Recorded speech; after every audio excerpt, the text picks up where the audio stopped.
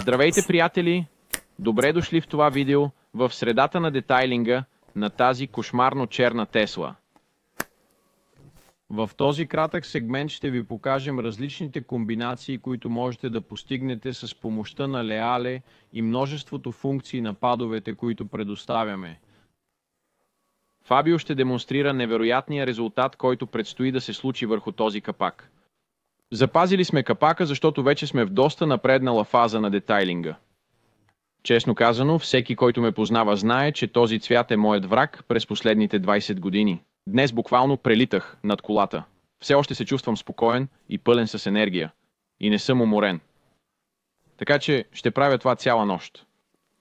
Продължаваме нататък. Това, което виждаме, е, че ще изберем една страна, върху която ще използваме хибридният пад от микрофибър и памук.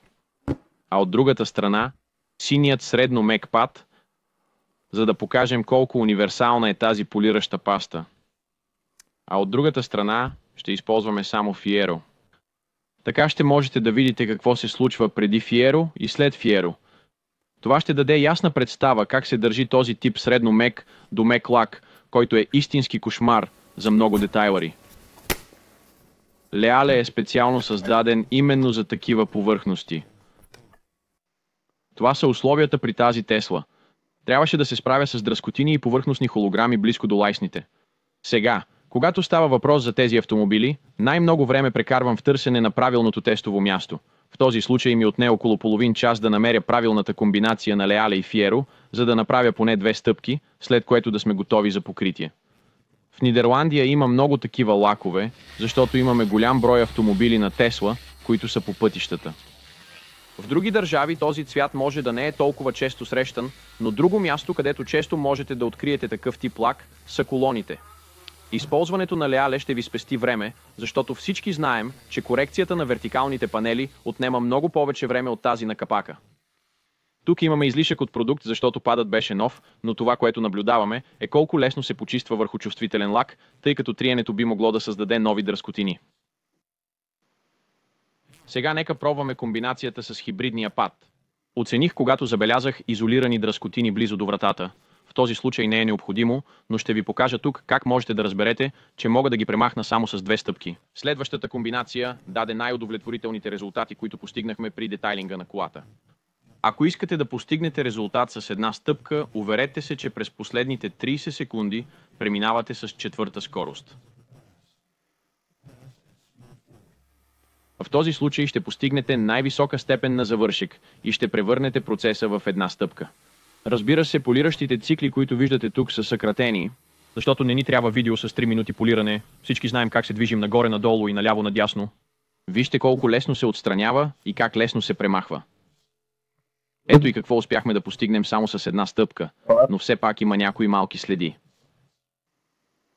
Печелившата комбинация, както ви казах, синия пад с Leale. Не е нужно да използвате хибридният пад, защото коригира с по-малко избелване. Сега ще използваме Leale с синият пад и веднага след това ще добавим Fiero, което е идеалната комбинация за тази Тесла. И това беше основната цел да завършим този автомобил само с 2 стъпки.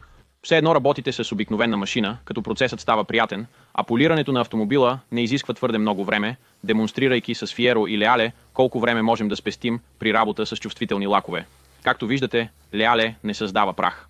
Използваме го върху меки лакове, но можем да гарантираме, че същата режеща сила има и върху керамични елементи. Хубавото при този продукт е, че е прецизен и деликатен, работи нежно върху чувствителни лакове, а върху керамични повърхности реже като средно агресивна полираща паста. А именно това беше истинската трудност. Виждате ли дръскотината там? Това е дръскотина, идваща от микрофибър. Направих я докато отстранявах с микрофибър с къс косъм, но благодарение на лесното отстраняване на Leale, спокойно можете да използвате и микрофибър с средно дълъг косъм. Проклета дръскотина. Ако я нямаше, щях отдавна да съм приключил. Тук ще се използва с гордост, за да добави бустер с блясък. Бихме могли да завършим с Венера и Купидо, ако исках да използвам Sealant, но тъй като ще нанасяме керамично покритие, ще използваме Fiero. Трудността е да спестиш времето си в тези условия. Казвайки, че се завършва в 2 стъпки, все едно е най-нормалното нещо на света, но тази комбинация ще спести много време в крайният резултат. По колата обработихме замърсяване и сериозни дефекти близо до вратите. Там, където имаше следи от пръсти и покалниците, където имаше мушици, използвахме хибридна комбинация с леале. С преминаването на Фиеро тези микроследи и избелявания изчезнаха. Резултатът след Veritas 1:5 е такъв. Не е правилно, но тъй като е тест, можем да го направим. Ще направим последващ тест за онези, които използват лампи. След това ще направим и тест на истината за онези, които нямат лампи, като използваме Veritas, Swirl детекторът и теста са за онези, които имат възможност да използват такива лампи. Фабио свърши чудесна работа. Надяваме се да усетите и оцените това, което ви показахме днес. Пригответе се за технология за корекция на лакове от 21 век.